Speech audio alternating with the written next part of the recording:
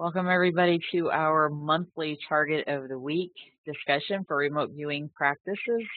My name is Teresa Frisch. I'm your host. Aesthetic Impact Informational Services is who sponsors this event. We are lucky to have lots of viewers here tonight who are sharing their sessions with us because without examples to look at, it makes it a lot more difficult to learn. But if you have something that you can see, it helps. And not everyone gets the same result on their remote viewing sessions, and they don't perceive the same way. So sharing this way helps all of us to learn because not everybody gets the same thing. We are also lucky enough to have Lynn Buchanan with us, owner of Problem Solutions Innovations and my control remote viewing trainer, a friend and mentor to us all. Lynn knows all the methodologies and so much about remote viewing, you can't even begin to collect it in one place. But we have viewers here of different methodologies sending in sessions. So Lynn is here and can speak to all of those, and things that we don't recognize, he can explain. So always very grateful to have Lynn riding shotgun with us. So Lynn, actually, I think I'd like to, if I could scroll, if you'd like to tell everybody about this target, which again, this target was chosen for this month's webinar back in the January or February. And Lynn sent me a packet and I said, these. And so there are reasons why I choose the targets that we do because I record these. They go on YouTube and they expose viewers to things that could possibly be something that they would use remote viewing for out in the real world and in applications. So being exposed to that type of a target here in practice is kind of like a dress rehearsal. So in this target, we do have people who are walking around in fire. And I thought that that might be a good learning situation for folks.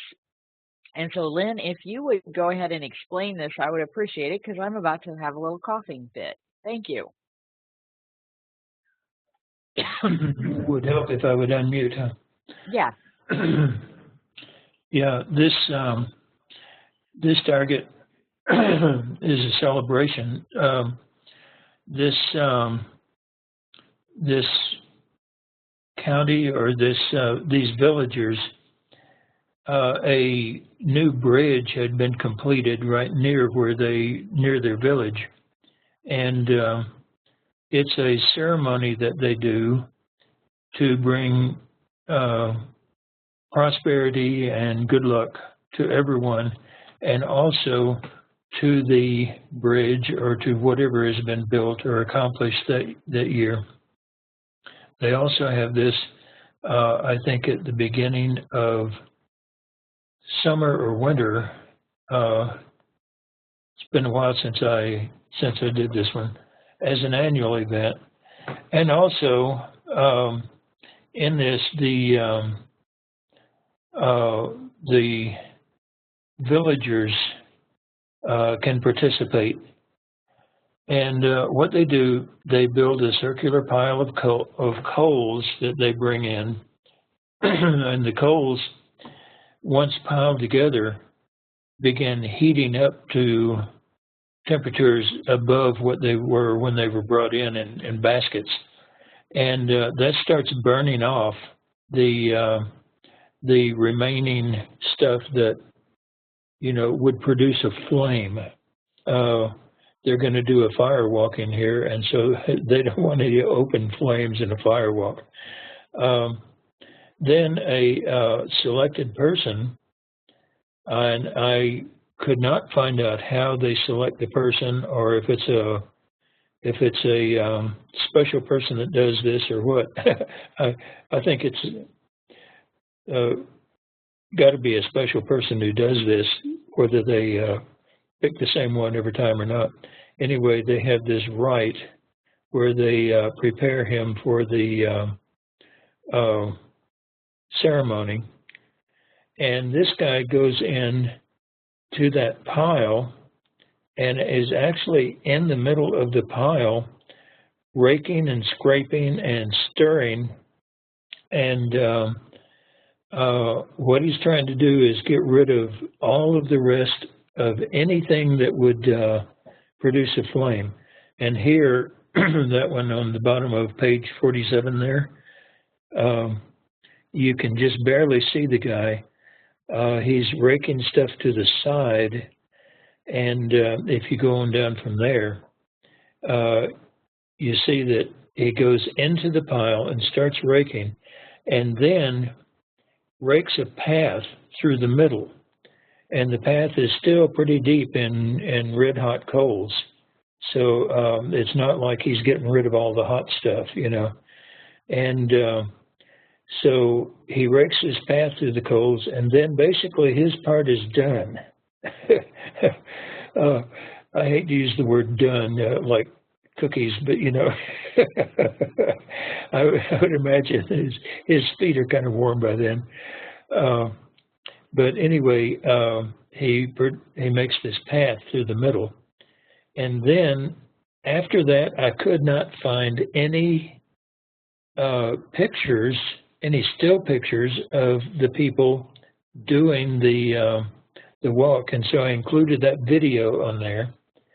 And the video shows the main participants who are going to do the fire walk circling the fire and beating on these drums, and I don't know how many times they circle it, but then they walk slowly through the fire. Once they've done that, all of the villagers and any person who wants to dare it, you know, or try it for the first time or whatever, is free to come and walk through the fire. Most people run through the fire,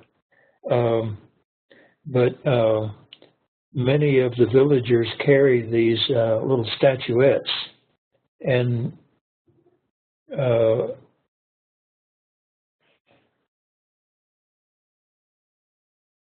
can anybody hear me?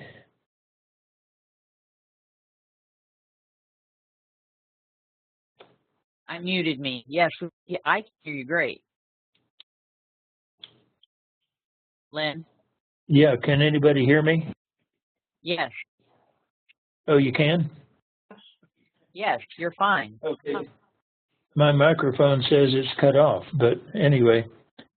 You're fine. Okay, but this video shows that the people run through the fire carrying these little statuettes of the gods that are supposed to bring prosperity and good luck and all that. And so it's a ceremony that's held, just a fire walking ceremony. And I thought this would be a very nice target. There's no blood and guts, no murder and mayhem, no, you know, and yet for some people this would be a very emotional target. And so on the tasking, I marked this as possibly emotional, but not, you know, drastically emotional. So anyway, that's the ceremony, and I thought this would be a great target. I'm glad you picked this one. Well, I always try to find something I think that we'll learn something from as a group. So, all right. Lots of sessions to look at, and we have another. Oh, Paul's here. Okay. Let's go ahead, and I'm probably going to have to minimize the feedback here because I don't think I can jockey it because it's a PDF. All right. At the same time. I'm just going to grab... By the way, Teresa, yeah. I have a message up here due to low bandwidth or local computer, and your picture's not on there. So who's got the low bandwidth, me or you? I have no idea. The computer gods are not blessing us and giving us good luck. Maybe we need to firewalk. I don't know. Well, good luck with that because I'm not. That's it. I draw the line. Okay, well, bandwidth or no bandwidth, here we go. Here's Jenny's session, and she's been working on her intermediate skills, even though she took a tumble last week and dang near killed herself. She pressed on, and summaries. She's really been working on summaries. So Gestalt, she got land, biological, natural space, man-made, land 2, and motion. So the naturals got short, abrupt, change, brown, sticky, and black. Biological had aspects of green, purple, red, active, deterioration, difficulty, challenge, empty, shell-like, hard, porous, and white. Space had aspects of color, soft movement. I have my bifocals up here. Flapping, thin, and fragile. AI, sense of movement and excitement, and she was happy and excited. That's the kind of girl she is. Purpose appears to be movement and challenge for the biological. I would say man-made 1 had aspects of flapping, multicolored, thin, light, outdoors, found in space 1 and related to movement 1. In confined space, Jen, I'm going to need to mute you just because of the feedback will be too bad. In confined space, sheltering, presenting, advertising, flimsy, lightweight, flexible framed, confined area as labeled as in land 2. Move 200 feet above the target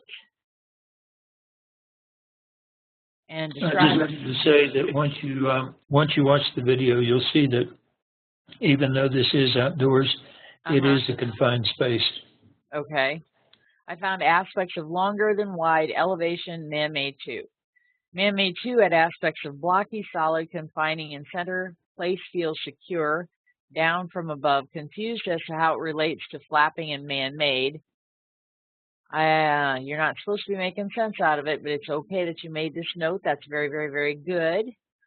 Long, smooth, solid like stone, brick red, brown, multicolored, patterns of multicolors, moving patterns, biological moving, interesting, exciting, visual, active, entertaining, learning in a fun context, high energy, pattern of movement. Move to assigned target and describe had aspects of smoky, misty, motion, random motion. Okay, Jen, when you give yours, I'm trying to coach her on summary writing. Move to assigned target. That would be perceptions that you need to put with the gestalt that you're looking at that time. So when you say move to assigned target, I don't know where you are. If you were in P4, the perceptions that go with this, you would be listing underneath that particular part. So that's what I'm trying to get you to start doing in your summaries is when you do this general stuff, I have no idea where you are. And in operations, you need to have your perceptions as they come in.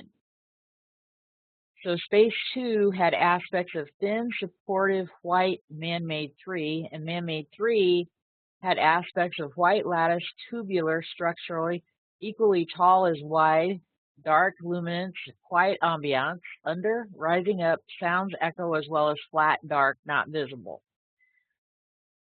Moving to target described yielded patterns of within and without, solid, brick red, brown, tan, outdoors, flapping, and a telescoping effect. There are multiple biologicals, boxy pattern, grid lines, and it was bright and stimulating, quick, with a cloth-like texture. Okay, so when you're in P4, when you got a perception and underneath it you explored it and wrote the next one in parentheses, that's where you need to be putting these perceptions in your summary. So then she's moving to the cloth-like man-made. This girl gets around. Fresh smell, faintly salty, soft touching, batting motion like cats bat at a string. That's a good visual. Everywhere, so it reminds you of that. So a kind of a technical in-session reporting thing is reminds me of. That way it's a generic phrase and people can relate to it. So if you had a customer who was reading that, reminds me of, or an analyst.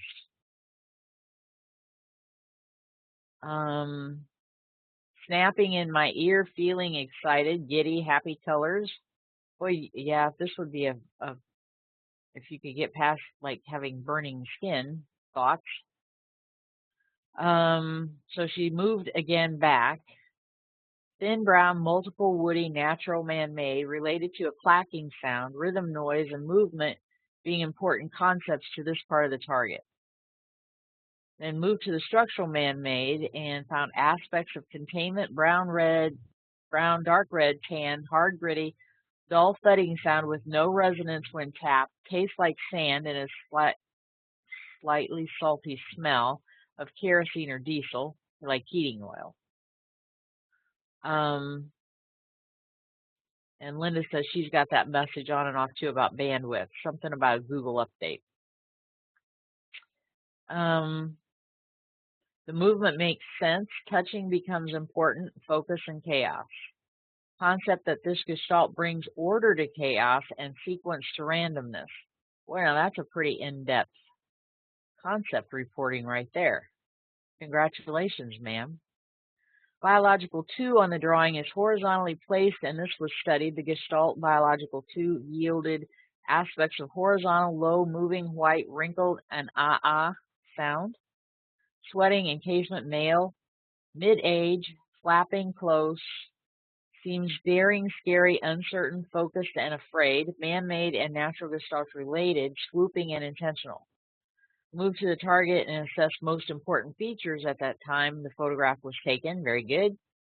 Yielded aspects of long features, though, is a limiting term. Features could be physical, where features would be, as you think of features, might not be the way the matrix might think of features. So features could be limited to physical things. So aspects is usually the term that we go with. Move to the most important aspects at the time the photograph was taken, or perceptions. This yielded aspects of big, long, brown, red, yellow, long, narrow, bridging, telescoping, grid pattern, block pattern, multicolored movement, several multiple patterns, exciting, chaotic, almost frenzied movement, solid. Yeah, I bet I wouldn't be hanging out in there too long scooping that stuff either. Solid, man-made, but that's my overlay. Flimsy, man-made, challenging, announcing biologicals, important. So then her actual session, go ahead, whoever just keyed up their mic. That was me. For the people who are watching this on YouTube later, I want to stress the fact that she did this, 7 days ago, this session 7 days ago. Yeah. And I put up this target about 30 minutes before this meeting. So this ain't shabby. And by the way, all of these sounds that she's hearing, it makes me very glad that I put the video on there, because you can hear all of these sounds happening. So, good descriptors. Nice work, ma'am. She's been working very, very hard. I'm just going to scroll through her, I wonder how many pages we have here, at her structure.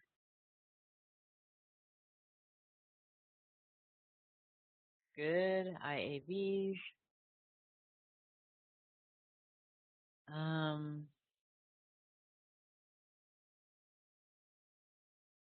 Except, ma'am, I'm not seeing the second part of your A. Remember A, you described the motion that the pen made when you got your ideogram, and then the second part of the A is the feel. How did the paper feel under your pen? So the A has two parts. You might want to grab a manual and review that. She has this little tendency to be viewing as soon as she sits down and sits down at her desk. So we have to corral these small things. Yeah, I have to remind students all the time that, the target's going to be there. By the time you reach the next page, it'll still be there. You don't have to get the whole target on the first page. Yeah. Stuff comes in so fast for her she can't keep up. But she's doing a pretty good job because a lot of stuff is making it to the paper. Yeah, when the information comes in really, really fast, that's hard to deal with because you try to write it down and your subconscious says, oh, great, she's listening. And wham, wham, wham, just piles in more on you. It's a hard thing for viewers to deal with. Okay, we'd have to dissect this sketch here. She's got everybody who's watching later, she has her sketch in phase 3 and she has numbered it. And then the perceptions that go with that particular area where she's numbered are down here underneath it.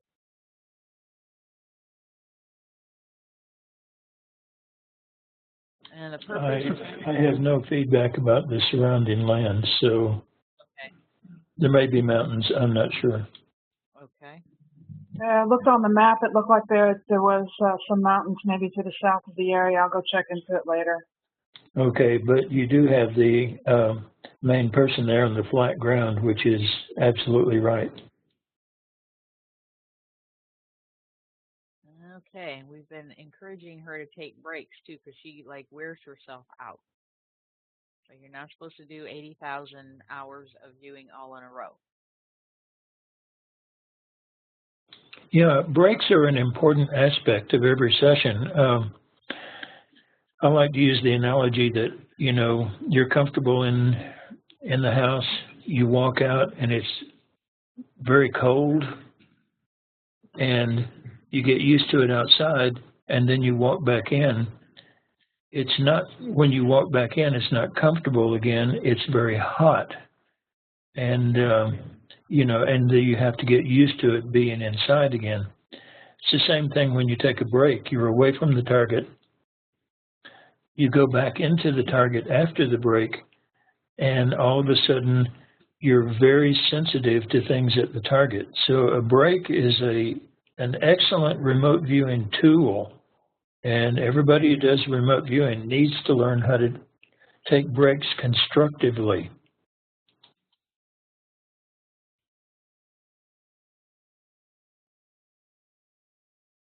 Very good. Move to assign target and describe. Yay!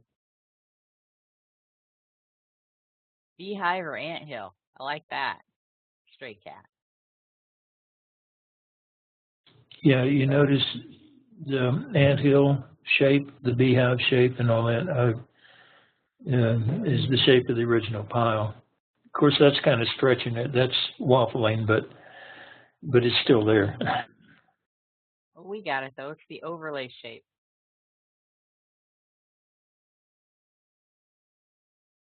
All right.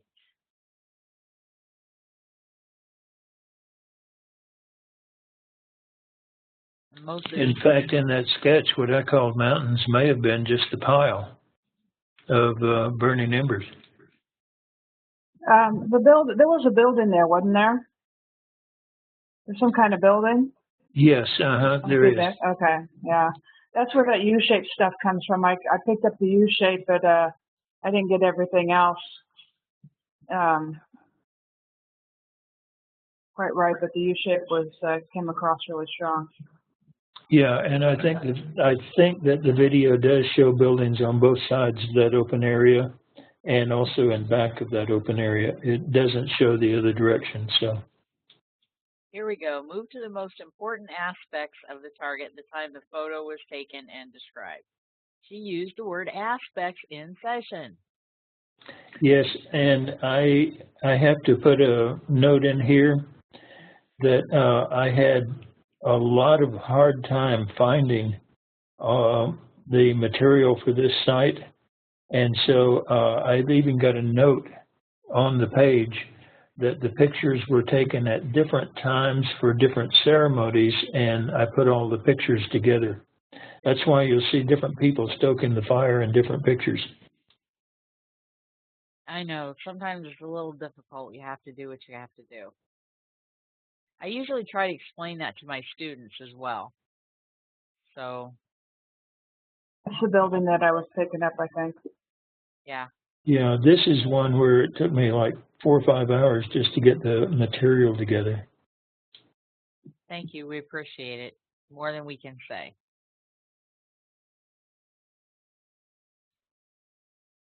Right of protection. Yeah, you got that right.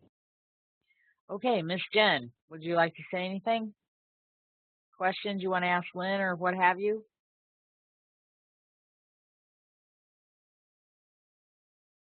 I feel like this is a pretty good solid session. I still have some questions about the summary.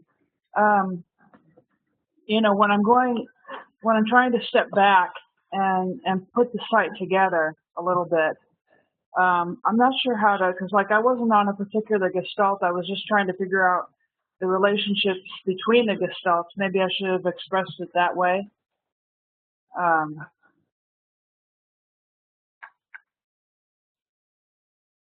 When you're doing advanced work, you can figure out relationships between things at the site. Something is to the north of, something is larger than, or above or below or whatever. Yeah, that requires stage 6 work too. Right, which you're not there yet. So my first Okay. thought about why are you trying to figure out the relationship of the gestalts at the target? Well, it's because I'm trying to keep things organized when I'm getting, you know, trying to keep control of the session and keep the subconscious from bucking and racing off. Oh, the subconscious is in control of the session if you're doing it right. Yeah, but it wants to run.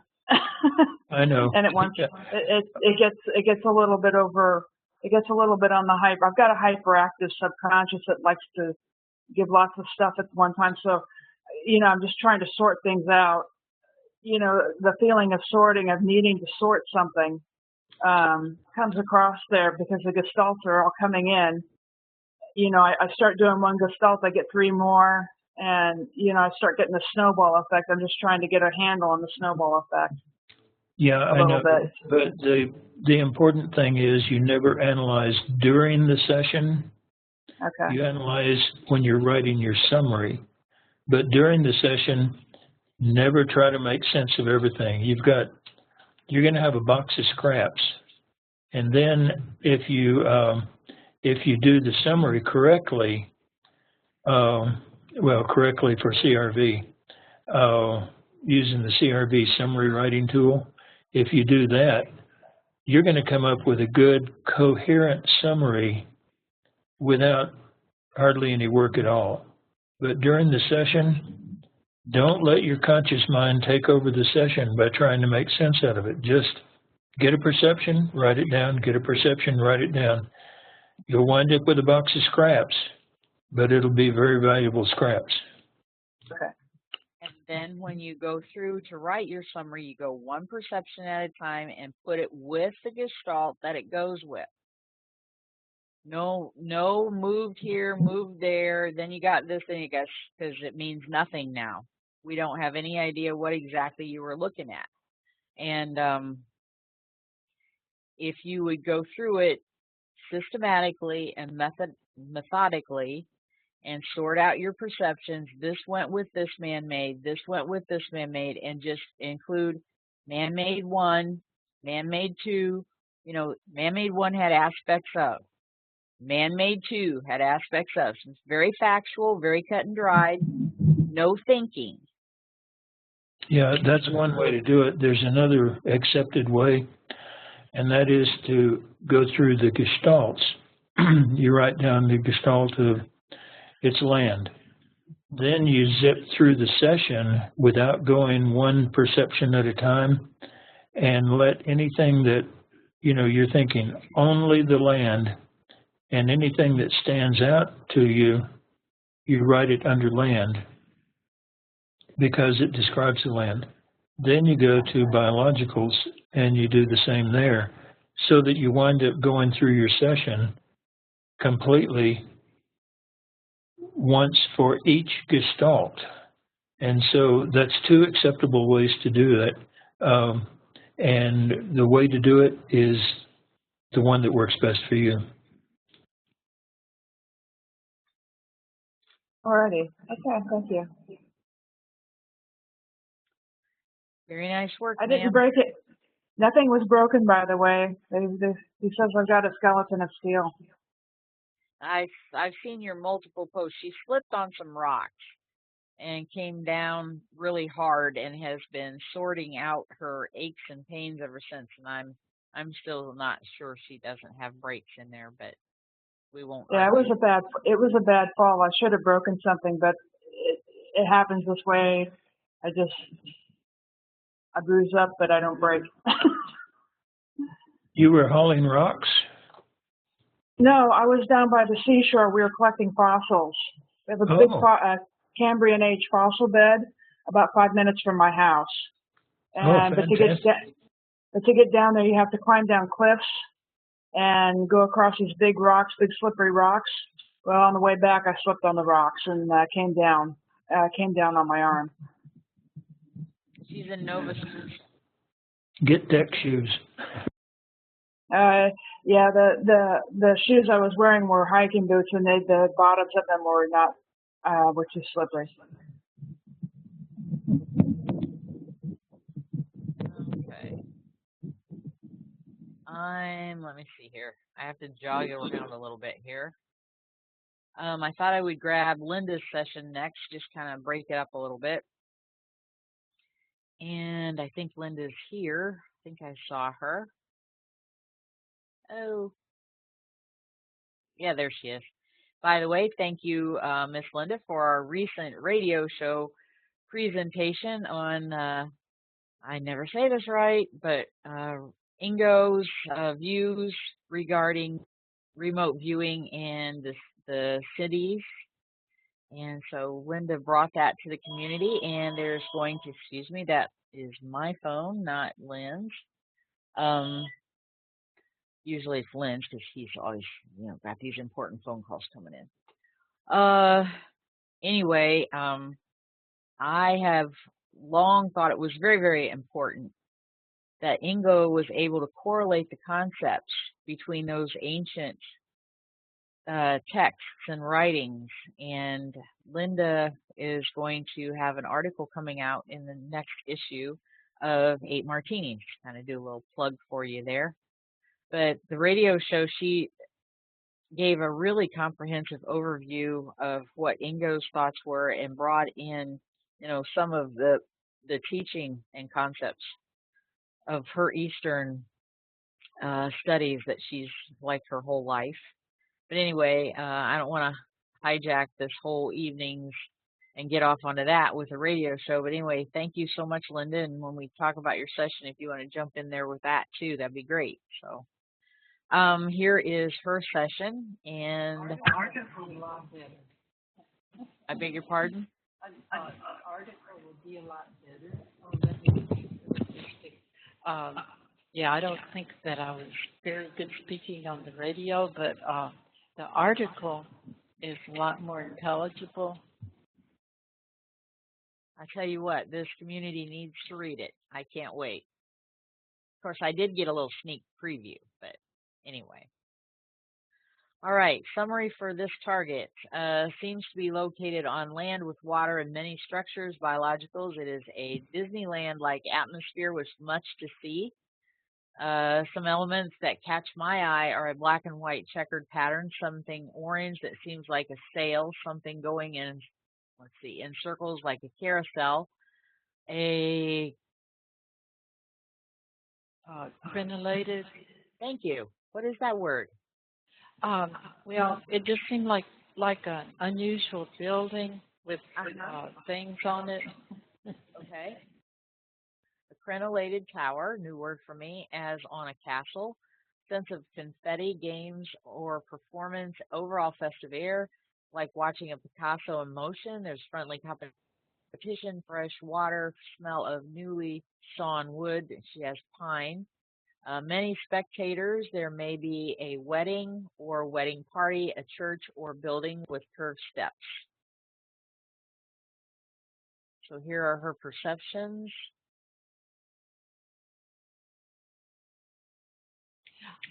To me, it just seemed like confetti everywhere and like a big celebration. I think that was the sparks. I'm sure. I think that makes sense if we were to try and figure that out. Okay. crenellations, dictionary meaning battlements. I got it. Terrace, layered. Crenellation meaning what? The dictionary says battlement. So she has like the top here of the, looks like a castle. Okay, yeah. Crenellations are also the lacy folds of an undergarment. Okay. Well, the fire looks lacy. Which I guess could be a battlement. Oh, well. Oh, now here's a nice little sparkles or confetti in the air. Yay. That nails it. Oh, I like this. Acrid taste. Fumey.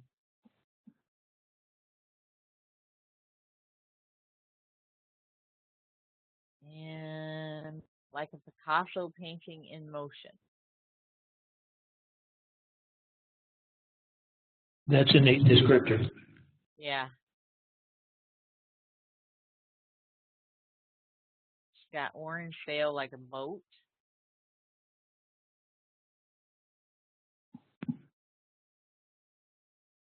Black and white checker pattern. I didn't pick up on that. And that's two of them who have gotten that. So I just need to study the pictures. I like the Disneyland like a fin. Just because Disneyland has so many cultures represented.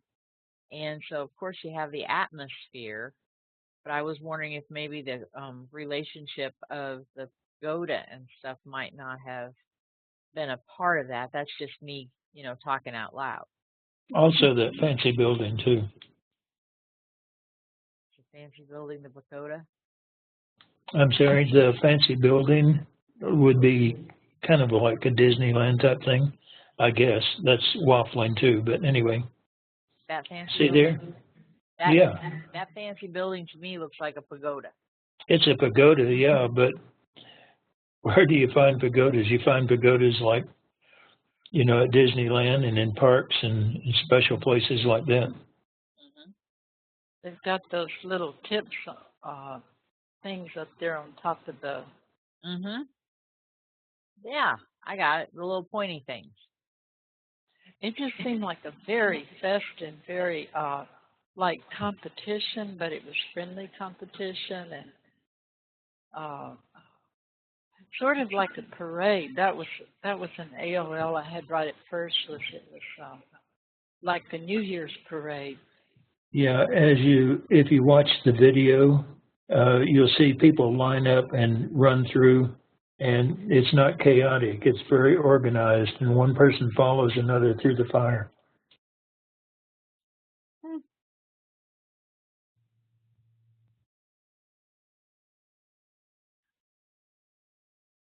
Very nice. Like I can always, like with water, I can always taste it to see if it's salt or if it's fresh water. And this was a bridge. It was a celebration about a bridge over a river.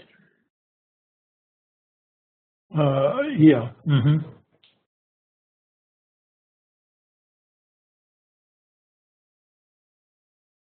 Well, all I have for feedback is that it was the completion of a bridge, whether it was over a river or some kind of a ocean bay. I have no idea, but it was a bridge.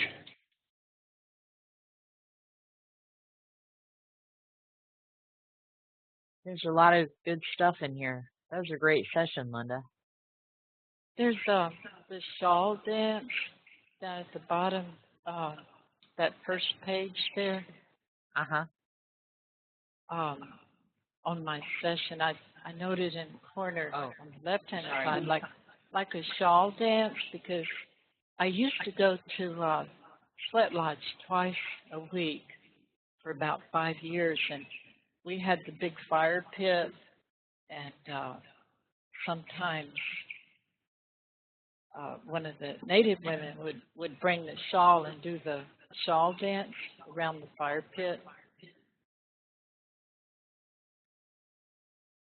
That might be some connection that I have with you may. Uh-huh. Yeah, the subconscious pulls from memories, fears, and desires mainly. And when it pulls something from memories like that, it's trying to get something across to you, and it holds up a memory and it says, see, like this, and so that's a very valid impression.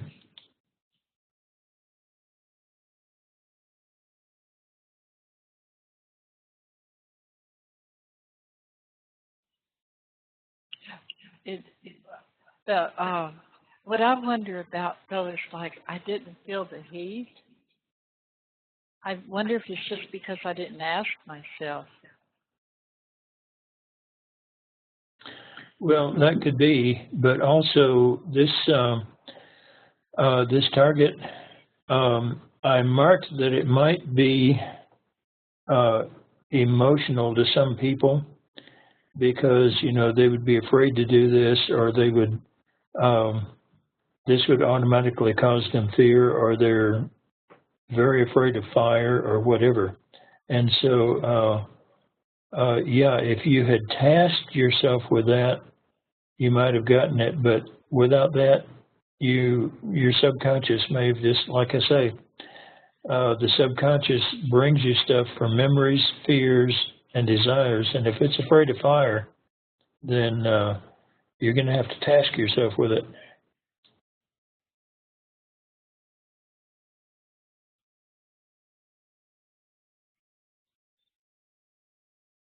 Nice work.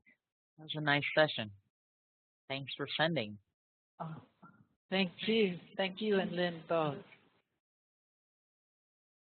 I've learned so much sending in sessions here.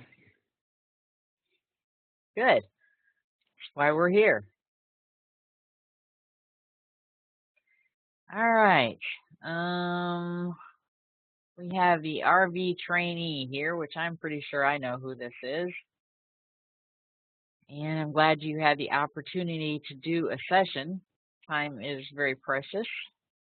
So let's see what we have here. No idea with this particular. I have summary in the end. Okay. Aha. Summary at the end. Anything else you'd like to say, RV trainee? Well, no. Okay. This is very detailed structure already. Very good.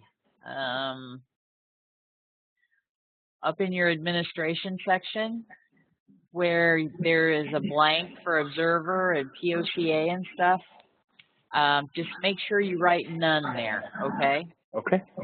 Okay. It's important that, later on, if anyone would ever look at your work, they would know that there was nobody else there that could possibly have influenced it, okay?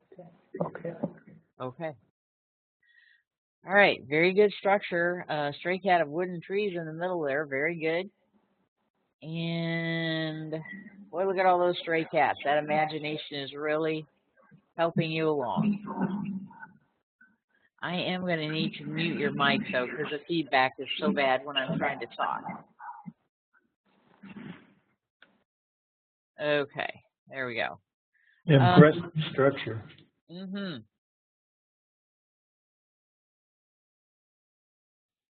And lots of gestalts to work here. All right, moving into P2, very good. Oh, like a Zeppelin. See, the note-taking and documentation over there on the right is invaluable. Like a Zeppelin. That's very important stuff because as we were just talking, that's your subconscious and conscious mind communicating. It's like, hey, it's like this. It's like this. Excellent documentation. All right, I have no idea with this online thing here how many pages we need to get through.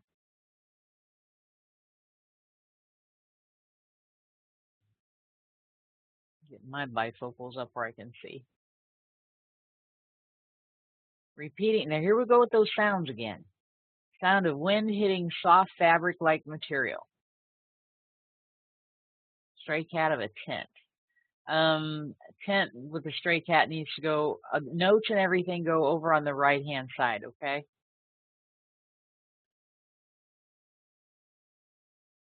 Oh, AI break, things in front, elevated above me, very good. Makes you feel respect. Stray cat of military, right into your P3 sketch, very good.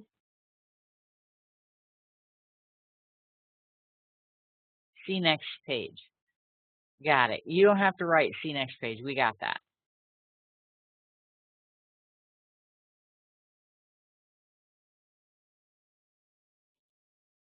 Very good. You've got your sketch number, well, A, B, C, D. Got it. Move 100 feet backwards and describe. Mean back from the target. See, I'm having to guess what you did there.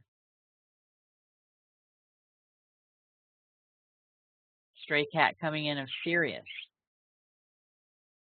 That would have me as the analyst asking you, what's serious? Do you feel serious? Is there serious ambiance at the target, a serious purpose?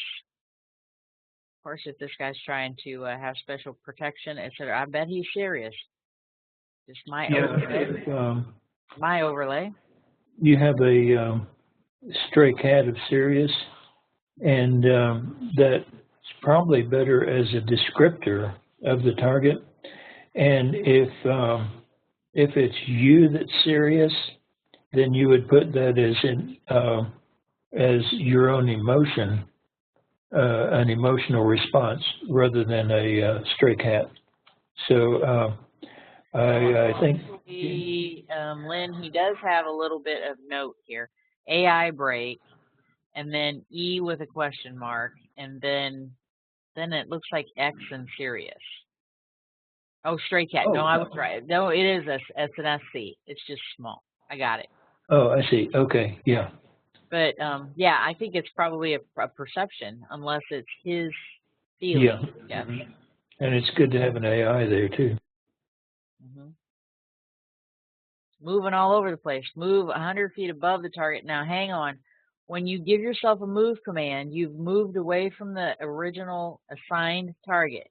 So when you moved 100 feet back and described, when you finish that, you need to move back to the assigned target, because you've now created a new target. Yeah, in essence he did, because he moved 100 feet above the target. So that would actually move him back. That's pretty good. But yeah, you've always got to remember where you are when you start giving move commands. All right, here's a gem. Move to the optimum position relative to the most distinguishing target feature and describe. Well, that's a little awesome right there. Frame, hanger supported, A and B. Reminds me of IKEA furniture. It's wooden. Uh-oh. Now we're doing a P5 on IKEA furniture. Structure wooden, light beige, cheap. Don't tell my kids that. They buy, well, I guess they buy it there on purpose because they're moving a lot. So that's why they bought IKEA furniture. So you're probably right. Metal bar feel, light, shadowed, overcast, and stray cat again of furniture. So we did a little bit of a P5 move there, but not actually doing any breaking out of kernels. Okay. Move to point B and describe something overhead, like I'm inside a structure, inside echo, tall area structure, hangar. Okay. Warehouse feel, like they're inside a hangar, P5. All right, now we're in P4. And I take that back. I'm reasonably sure I do not know who this viewer is. Serious and militant. Looks like serious also the relating to astrology. And place feels serious. Yeah, go ahead. Yeah, that's what it was. Okay. And That cupola shape was repeating. I just didn't know what the heck to do with that. Well, actually, you're not supposed to know what the heck to do with it. You write it down, and if you think you need to expand upon it, that's what you do with it. Very good. You got it down. All right, so note inside a structure. And I don't know, let me see how far we have to go through here to get through everything. Lots of good P4 pages. Oh, look at this. Everybody's getting that same overlay shape, Lynn. Some people are getting more concave, and his is rounded up. Yeah, I think that's probably the influence of that building in the background. Okay. That's a guess. That's a waffle. That's a real waffle. Okay. Well, we are a little on the fly here, you know. It's not like we have this all printed out and laid out on a table so we can study it. That's right. Yeah. Not waffling for us, but you know that's reality. I just have one question for RVT trainee. Yeah. Where did you get my handwriting? This looks like my session. Maybe Yes. No, the handwriting. I would swear this was my session. It's exactly my handwriting.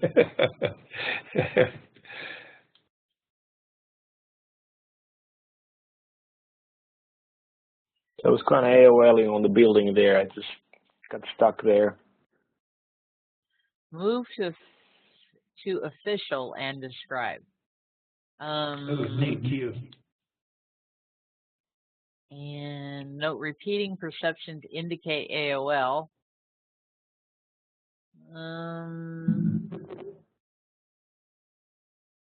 Move to information not discussed yet and describe. Very good.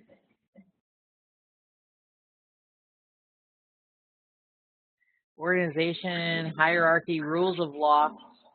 Now, hang on. We're going to start talking some concepts here very shortly. At least I am. Because he's getting a lot of governmental influences, and people would not associate that. They think that he blew the target. Because there's nothing to do with government per se, as you would think about government with this, or the Library of Congress. Now here he's breaking out some P5 kernels. But there, you know, look at all this P6 tool stuff.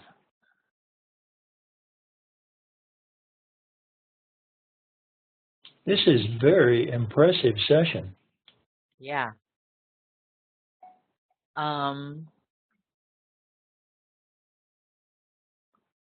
Children and flower. Oh, come on. You've got that huge session and your summary is a fragment of all the information that you just got. The target contains elements of man-made land and airspace. I'm going to have to mute you just for the recording. I'm sorry. We'll key you back up in a second. Target contains elements of man-made land and airspace. Man-made is airy, structure supported by hard metallic elements. It feels spread out across the area and has repeating elements.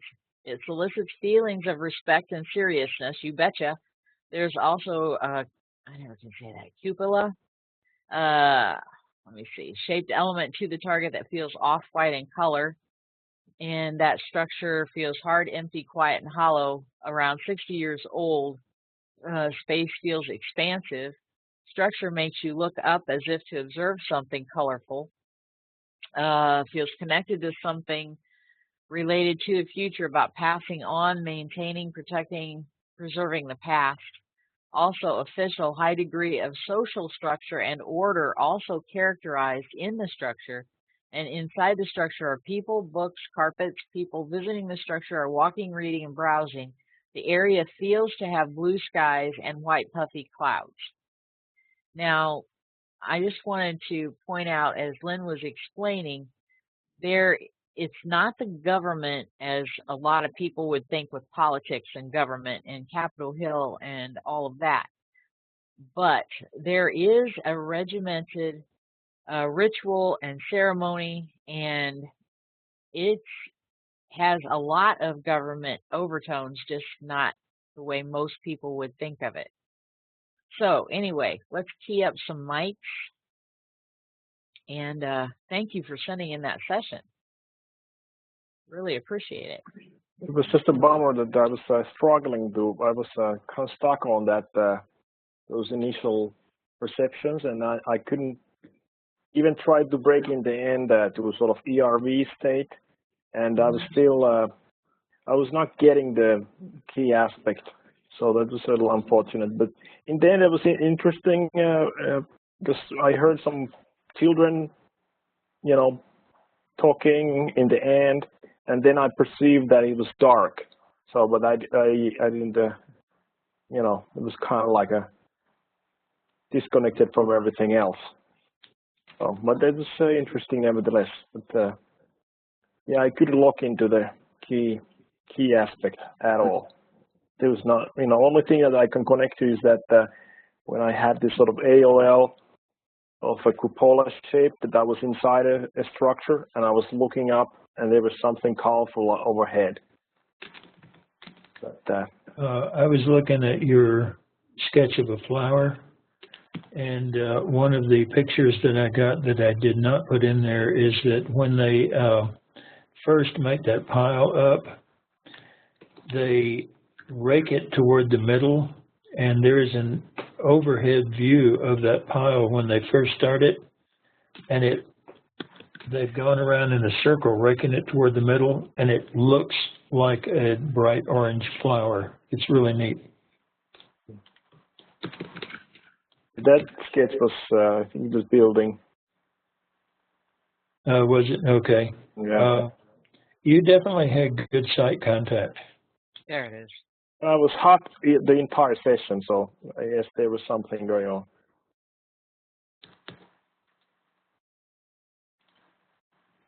Well, there may have been an avoidance, just like before, there may have been an avoidance of the fire itself.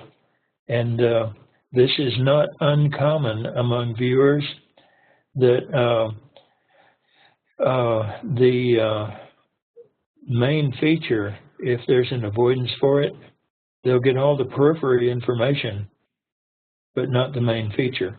And when we work with a team, we know how to use that peripheral information to actually find out about the target. And a good analyst can use that peripheral information extremely well. So do you just desensitize yourself with the emotional targets and eventually you will get to it, or, you know, how is that going to work? I think with just experience, you can get desensitized to it. You will always have some kind of an emotional reaction to a target. I mean, even a simple target that is non-threatening, you'll have let's say it's a pleasant target, you'll have a pleasant reaction to it, and that's an emotion that can actually destroy your session. And so, yeah, after so many targets and after so much experience, you don't get desensitized to the emotions, but you learn to accept them and then move on. I don't know if that was clear or not, but I think that's the best way I can describe it. I mean, like you get it out of the system easier, or you can just, even if you feel a certain way, you're not going to be, your viewing is not going to be affected by those emotions. Yeah, you can get it out of your system more quickly. Your viewing will, to some extent, be affected by any emotional content you have while viewing. And from the looks of your session here, I know that you've also been taught detoxing. So the detoxing helps, but that's always done at the end of the session, not during the session. And so, yeah, you know, if it's an emotional target and you're working with a team, an analyst knows, and a good analyst will read emotional reactions into the or read it out of the content that you're presenting. But yeah, once you get to where you're viewing well, you're involved in that target, and you have to learn how to just. I think the best illustration is the best analogy of it is that at some point as a driver, you pass an accident, you know, somebody's had an accident, a car crash, you pass an accident, it's important to you, you're emotional, but then you drive on. And within 10 minutes, you've forgotten about it. And so, yeah, with experience, you learn to feel these emotions, experience them, objectify them, and then move on. It's a natural part of just your growth as a viewer. Okay. May I ask another question? Sure. I haven't heard you address this, but I went somewhere. I think maybe it was Paul Smith who said that you can learn to look through an AOL. You know, I was wondering whether you could maybe, like, do you do that? Do you look through the stray cats, not just in terms of P5ing them, but like if I get a visual and I know it's a AOL it's a stray cat visual that is not the real thing. Like, how do you glean? Do you seek to see through it? Yeah, there are 3 Phase 5 tools. I think Paul only teaches the 2 of them, but Ingo has approved a 3rd type, and it is a method of going back in session and finding out. See, every AOL has a core of truth in it that caused you to have it. And there is a Phase 5 tool that will then let you go back and try to zero in on that core truth. And, you know, it will help you find out what's behind the AOL or the stray cat.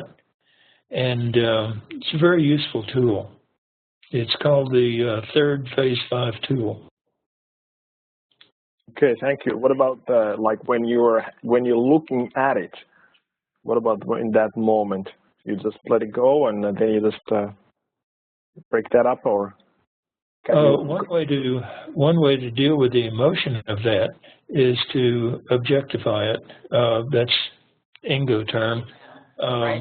Write it down. Yeah, and by writing it down,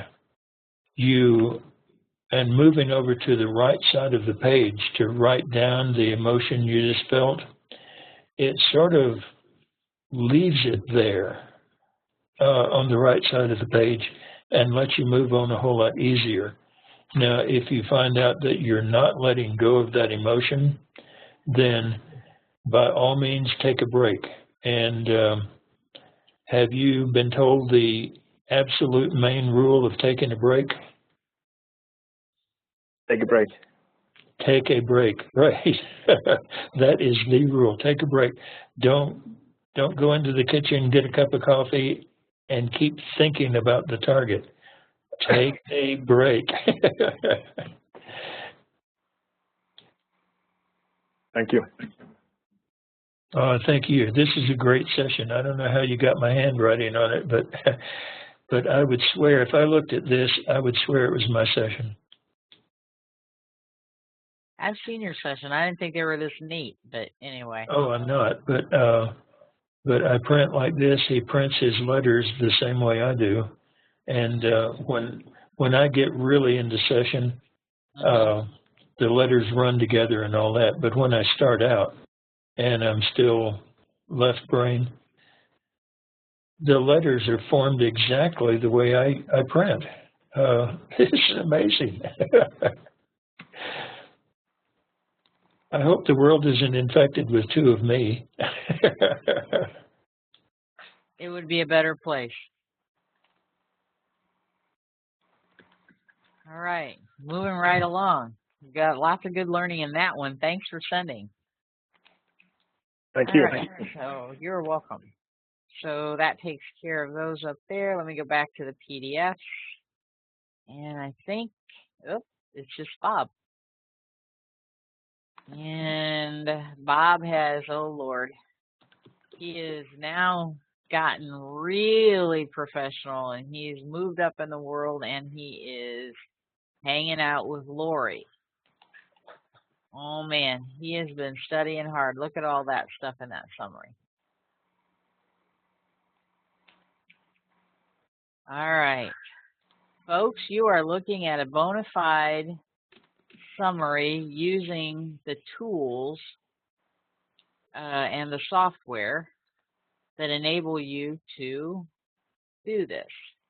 So hang on, let me get Jay in here. All right, and there we go. All right, so target has elements of man-made, land, motion, and biological. The man-made has elements of hard, silvery, vertical, pole-like, rounded to surface at its bottom. It's bland, steely, futuristic, highly technological and technical. Steely, smooth, cylindrical, pole-like, hard and upright. And by the way, way over on the right, he's scoring his session as well. Way over on the right, it's density, color, position, structure, relationship, all at the same time. So, futuristic, robotic, technical, remote, controlled, operated, distance. He's hearing beeping and humming. Roving, discovering under land, buried beneath and concealed. Sorry. Its interior has elements of hard, dense, wire-like, computerized, electronic, delicate, shielded, sophisticated. Overall distinguishing features: appealing, visual, robotic, technological, and advanced. Governmental, aeronautical, space-like, vacuum-like, exploring, discovering land beneath man-made, finding safety. Manufacture completion approximately 2005. Approximately June, assembly, final inspection, completion, deployment, usage, working, practical, safe, and successful. Land had, and that was all for just the man-made, okay.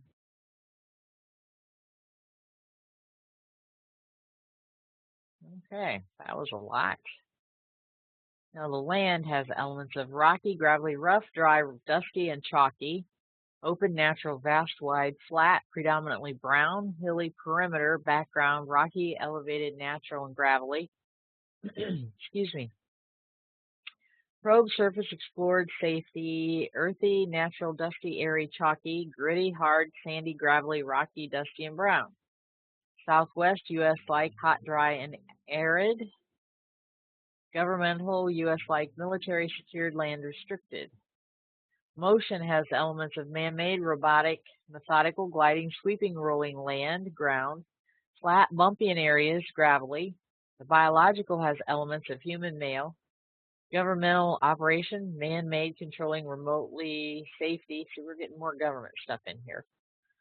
Uniform, secure, status, and high. Engineering, physics-like, physical, scientific, safety, security, operation, man-made, operation, remote controlled, land. Approximately 6 foot 1 inch tall, thin, angular, and facial. Clean cut, uniform, retire-like, clean, neat and clean. Midwestern verbal accent. That's probably me reading this. A pure guess on my part. Let's see. The man-made notes has elements of designed architecturally strong and durable, and tough operation in weather and terrain, long duration and work. Okay, so his actual session is probably fairly massive.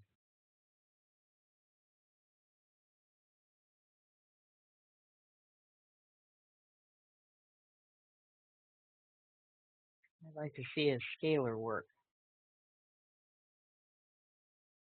He always was prolific in phase 2. And again, this is a guy who, a year and a half ago, let's see if I'm going to have to jockey this. I had to push him out of the nest.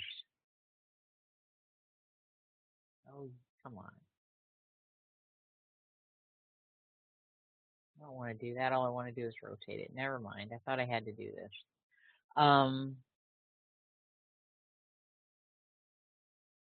Bob would always pretty much wait for retasking and where he should be focusing. I'm like, no, you just need to go out there and do your thing and look around, poke your nose in all the nooks and crannies. And he took off. Yeah, one of the beautiful things about having a team is, it drives the police crazy when you get 10 different people all giving their individual views of everything. But in remote viewing, it's added information. And so, whereas the police might want everybody to say exactly the same thing, in remote viewing, you don't.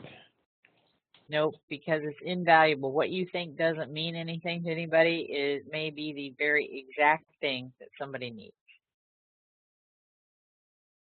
Okay. Tons of work in phase 4, and here's some of our P6 scalar tools in action.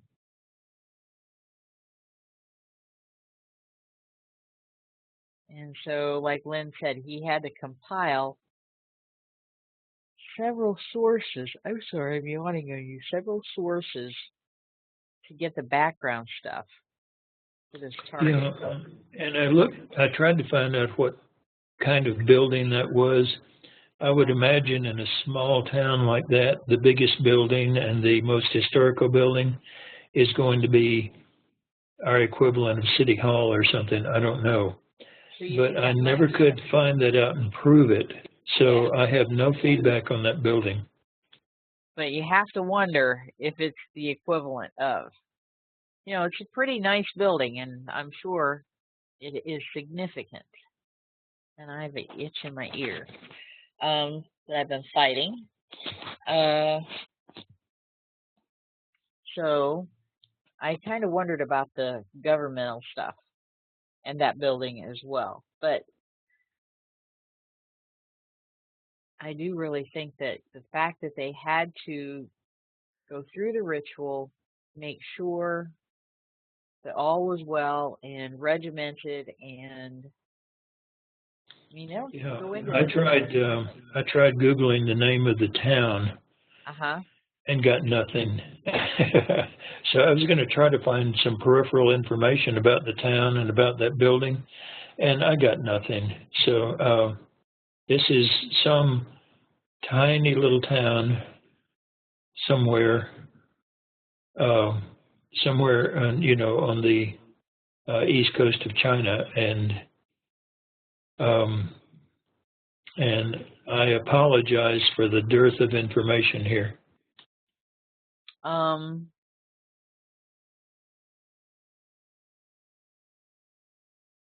While we talk about Bob's session, I key him up. I can try, as long as my computer doesn't lock up, I'll save this image and see if we can plug it in. And, oh yeah, come on. There's no copy paste with this. Make editable. I do miss good old Nitro Pro. So anyway, let's bring Bob's mic up. And just trying to get my Ron a mic here. There's Bob. Hey. Hello. How are you? I'm doing well, thank you. How do you do tonight? You're looking great. Hey, good to hear your voice. Thank you. Hi, Lynn. Hi. Yeah, I got. I went for the outline summary to get some experience in doing both outline summaries as well as the other kind. So I thought it'd be a good idea to just move into the outline summary. It was well done, by the way. Thank you very much, Len. The content, well, the content is what it is. I did it kind of quick this afternoon, a little quicker than I would have liked, but it is what it is. I think I don't know where I was getting the highly technological, because on the man-made, actually, it doesn't look too highly technological to me. It looks kind of primitive, actually. But I was getting a pole-like man-made, and I was getting scraping and ground, moving along the ground into the surface of the ground, the purpose being to get underneath the surface of the ground, sort of. And I guess I was kind of accurate with that part. And it was a really interesting looking target, by the way. Great target. I was just saying, I don't think I've ever seen him not have a boring target, you know? No. I try. All right, let's see if we can learn anything about your location.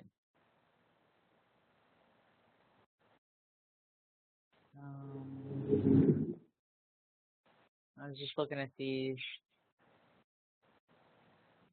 This is probably where you got your feedback, so it's probably not going to tell me anything, and I'm just chasing details here.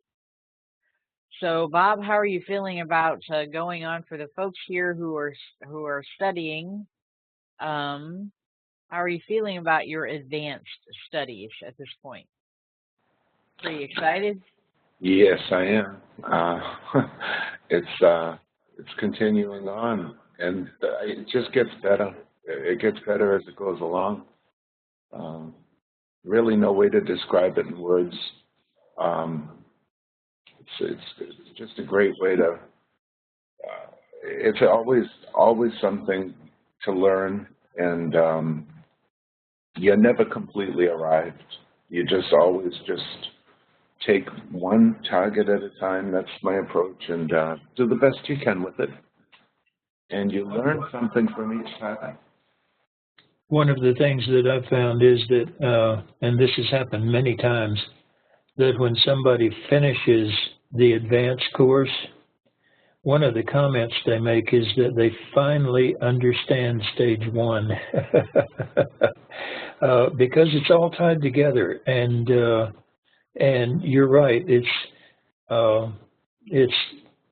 like finding the edge of a spear. There's not one. You just keep going and going, and there's always more to learn.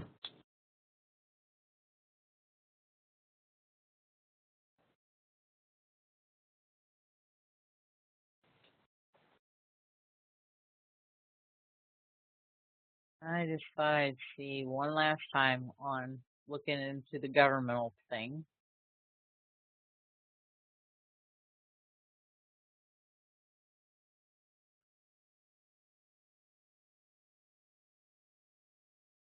I could be getting in big trouble. I don't want to. I forgot. I don't want to be feeding stuff into feedback. So. One of the things I used to do when I was teaching German in junior and senior high school was I would have people write to the information office in a town, and you would be amazed the stuff they will send you and the information they will send you and samples of products they make, and just an amazing amount of stuff. And I was thinking that on this one, that little town, I may have to wind up doing the same in order to find out anything about it.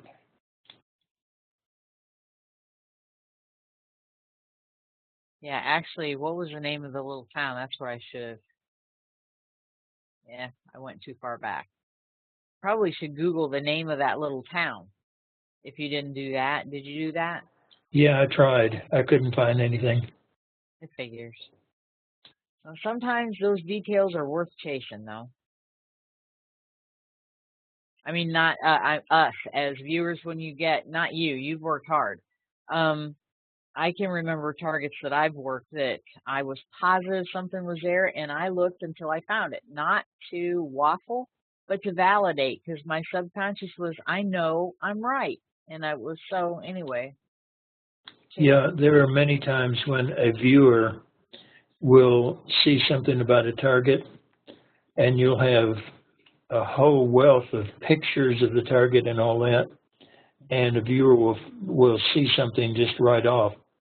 And people go back and look at the pictures, and they say, oh, I didn't know that was there, and there it is. Yeah.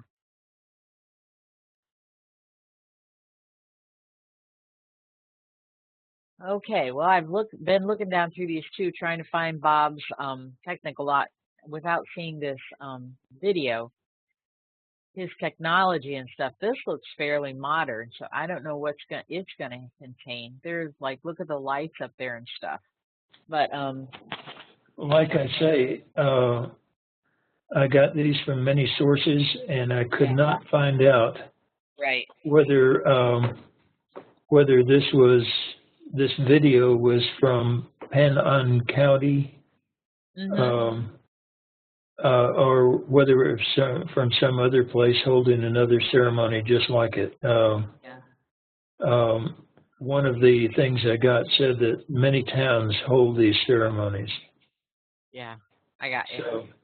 So this feedback is just a hodgepodge, and like I say, I apologize for it, but it was the best I could get.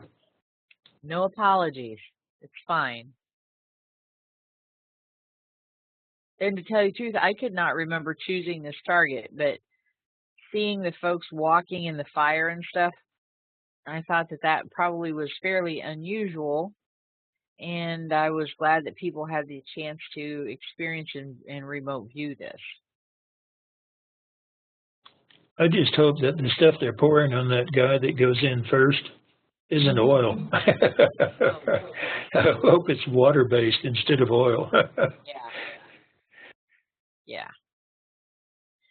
Okay, well, it's 9:31, and if I have more sessions hiding out, some of you who are here, I only checked 2 places. I checked Dropbox, and I checked the practice email that I have up. So if there are more, there's Buddha as a centerpiece in the building. Okay. Anyway, if some of you are here and you have sent in sessions up, we can find them. Hopefully they're not sent to Teresa L. Frisch, because I really can't be mixing my personal email anymore in these recordings, just because I don't know what all might be in there. I'm starting school in January and all kinds of stuff. So anybody else have a target? The statuettes that are being carried through the fire in that video that's there look like small statues of Buddha, and I don't have a still picture of it. It's in the video, but I wasn't certain of it, so I just called it statuettes, but it looks like golden Buddhas.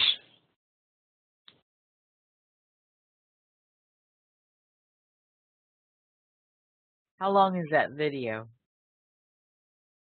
I think the video is 11 minutes long. fairly big for, I usually put very, very short videos in there. But this one was, like I say, one of the few videos I could find of this. Well, it was the only video I could find of this. And again, to find this, we go to, I'll take you there again, Lynn's website is crviewer.com, and under Target of the Week, this target happens to be the newest one, coordinates being 150930, year, month, and day.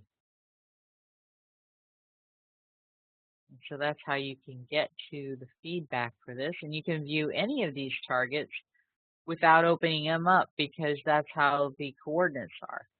All right, see how much trouble I can get into here. I know you can't hear it, but you can see it. You can hear it fine.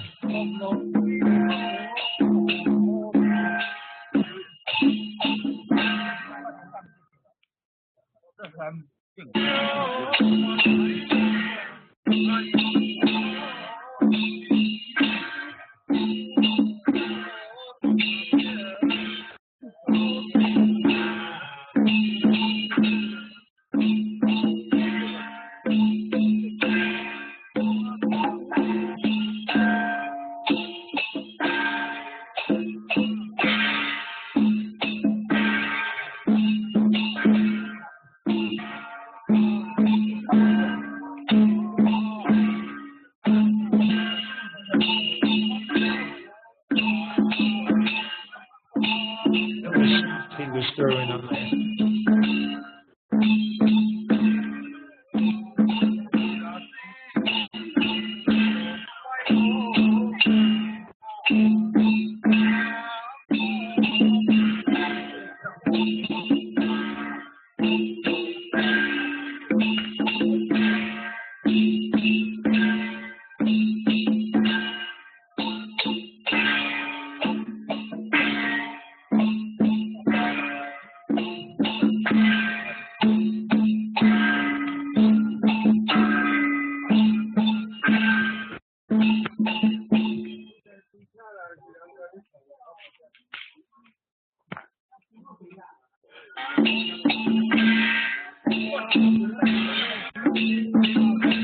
This goes on for a few minutes. I don't know if you can click in the middle of the video or not.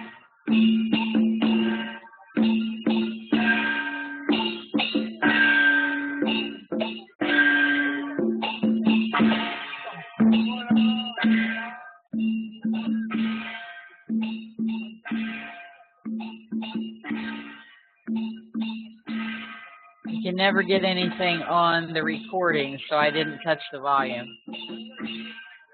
Yeah. If you put your cursor over the video, Yeah.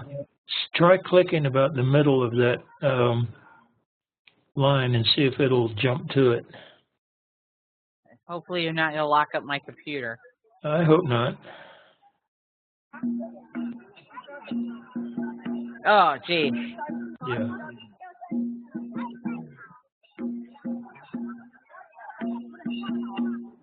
Hang on. You missed the best part. Somebody going in and getting it ready.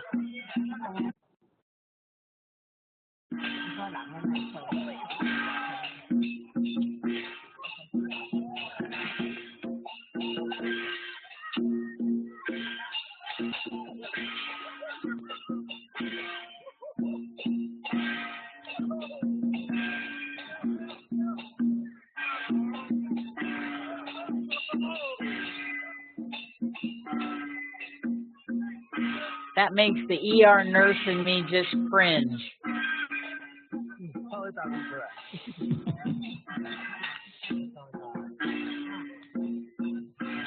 I thought you had to go through this to get into medical school. You know, there's a lot of technological stuff, though, in this video.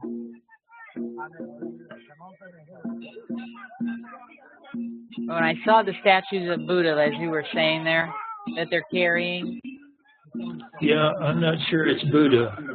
I wasn't sure at all, but Yeah. so I didn't call it Buddha in the feedback. Yeah, we could freeze frame it and find out. Not necessarily here.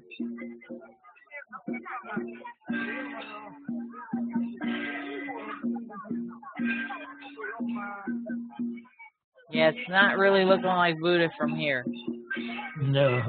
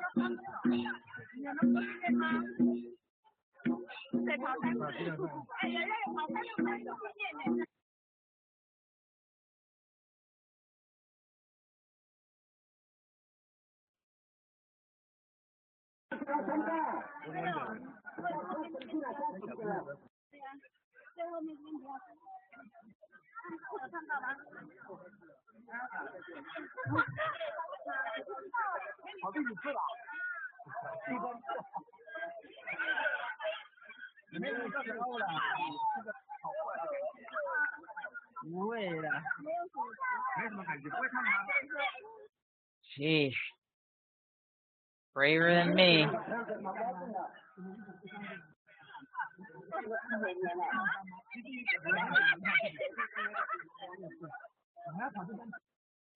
I think the brave one is the first guy that goes in and rakes that path. Yeah, definitely.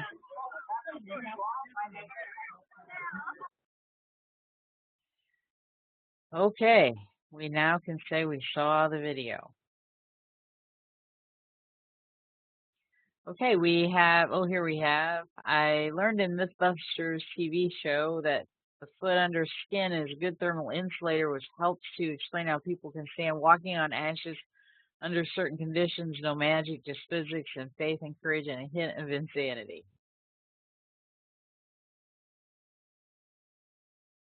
They keep saying it's the moisture in the skin that does that. But you can put on some wet sandals and walk through there, and it's going to melt the sandals. Yeah. Well, it is 9:40. Does anybody have any questions?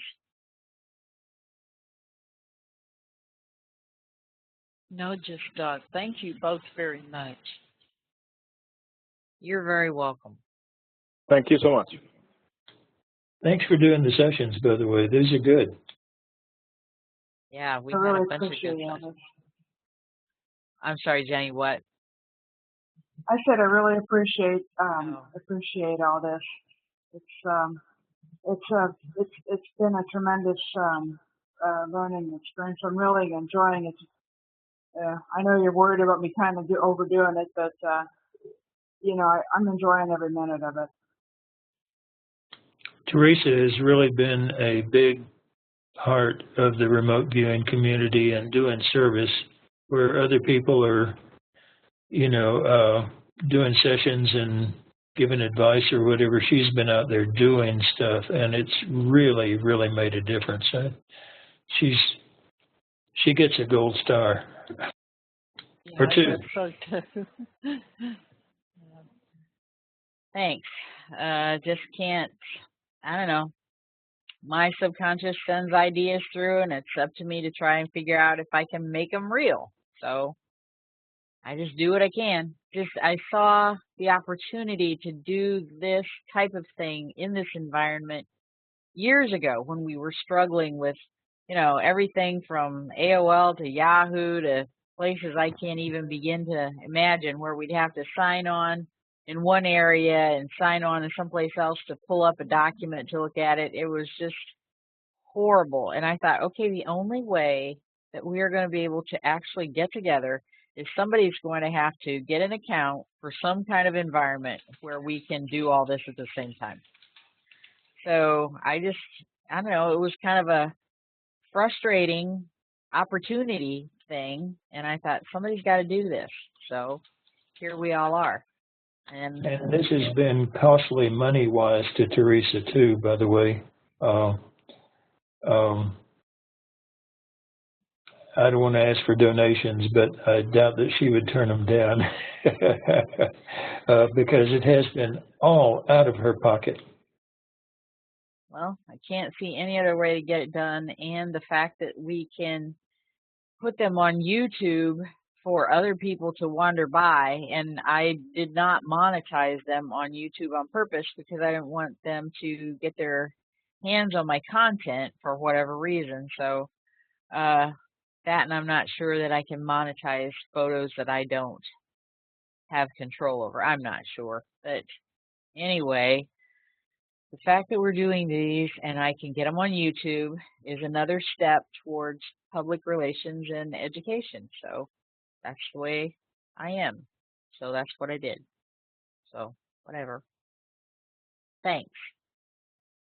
If it weren't for you guys, we'd have no reason to be here. Thank you, Teresa. You're welcome. Thank you. All right, so in another month, we'll do this again, the last Wednesday of the month. In the meantime, in another, not this weekend, but the next weekend, I'm speaking, presenting, wrong, exhibiting. There's a difference between speaking or presenting or exhibiting. I have an exhibit which I'm taking my poster gallery on the road to Grand Rapids to the Universal Health Conference, Rethinking the Brain. Actually, I have a flyer right here. I just saw it a little bit ago. I'll flash it up here. If any of you are in the Grand Rapids neighborhood, Jill Bolte Taylor is going to be one of the presenters there, and she is the scientist, the neuroscientist who had a stroke, and that flyer is in this little pile of papers right here.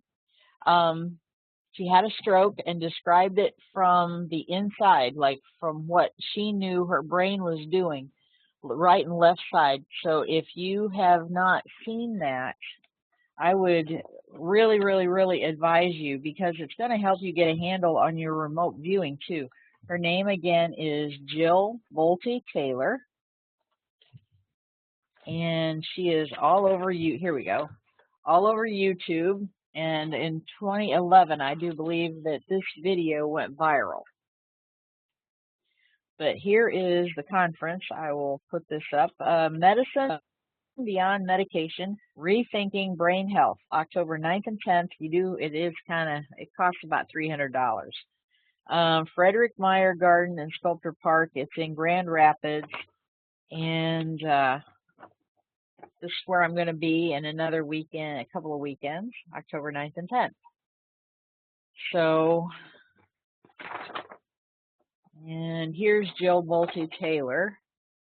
So you'll get that little image in your subconscious. So when you see it, fantastic account. You don't have to be in the medical field to appreciate what she explains to you about what it is like to have a stroke. Because all of a sudden, things aren't working. She realizes after a while that things aren't working. She needs to call her partner. She's trying to get the Rolodex to work. And so that side of her brain, which is logical, kicks in, and it works, but not really very well. And then she finally gets him on the phone. And then the other side of her brain, which is more intuitive and creative, kicks in. And instead of being logical, she's like, oh, so-and-so sounds like a golden retriever. And then she tries to speak and she's like, I sound like a golden retriever. So it's worth sitting there. It's a TED Talk, so it's professional. And I'll have the honor of meeting her. She's supposed to be there in October. Then we have just a couple of more months of Target of the Week. December is not the last Wednesday because of the holidays, so you might want to keep an eye on that. If you're going to work at the Target and send it in. And then I don't honestly know what 2016 is going to bring. I have taken the plunge finally. I resisted for only 40 years, and I'm going back to school to get my bachelor's in nursing. I may be paying all of you to be a math tutor because they're making me take algebra and statistics. And so anyway, I don't know what I'm going to be able to do in 2016, but hopefully I am still going to be able to handle one target a month for all of you, and not too much. I've deliberately geared back on my posting reminders, because if I have to do stuff for college and nobody's reminding me, we all know what we're doing on the last Wednesday of the month. And so I deliberately didn't post 5 million announcements and remind everybody. And it's like, if you're going to participate, you're going to participate. So that's kind of my life at the moment. I'm working a lot of overtime, as most of you know, to do things like back porches and little unfortunate landscape stuff that had to be done, and paying off bills and whatever, because instead of going to Bachelor of Nursing school, I went to CRV school, because there are a million Bachelor of Nurses out there. Not exactly, I grabbed that out of thin air, but not too many nurses who can bring CRV forward as a human science ability. So that's where I've put the last 10 years of my life's focus, because I knew that when I was in my rocking chair, I was not going to be happy with myself if I didn't. So, like I said, I hope to be there for all of you in 2016 as well. I will do the best I can. So, with that, I think that's all I have for tonight, and we'll see you again in another month. And that little radio show that I dabble in from time to time, it started out every Monday. It's on Facebook, Control Remote Viewing Radio Show. We've been really lucky to have some great guest speakers on there. Daz has been there, Lynn's been a couple of times. We've broadcast from the IRVA. That was a little bit of a problem because of time zone stuff. We've had Angela on with operations, the DJ murder case. We've had John Stewart and Maggie Schetz, his wife, and their remote viewing of the lost toy poodle. So I'm not doing the radio show every Monday. But when I am still a co-host. So if I get somebody interesting that doesn't have to be a remote viewer, I know some people who could really give some great presentations just because of the way they utilize the subconscious. So trying to move that forward as well, and only, like I said, it's no pressure. I told the owner of the channel, it's like, I can't do this every Monday. I don't have the time, and I backed out of that as well. So, but it's there as a perk or as an ad needed. So if anybody knows anybody who wants to be interviewed or has information about remote viewing or anything that pertains to intuition or subconscious, have them send me an email at teresalfrisch@aol.com, and we will possibly get something going. Oh, I know, Marcus Perk, we got him on from Germany, and he and Martina Bacher would like to get them on with Lynn as well. And I had Lori on, and she presented in Spanish. So if you know anybody who can speak languages other than English, and we could do a show with them, that would be great as well. So anyway, all right, I'm starting to ramble month, and thanks for coming, Lynn. Appreciate it. Have a good month. Thanks. I'm going to try. Good. Bye-bye. Bye-bye. Bye. Bye.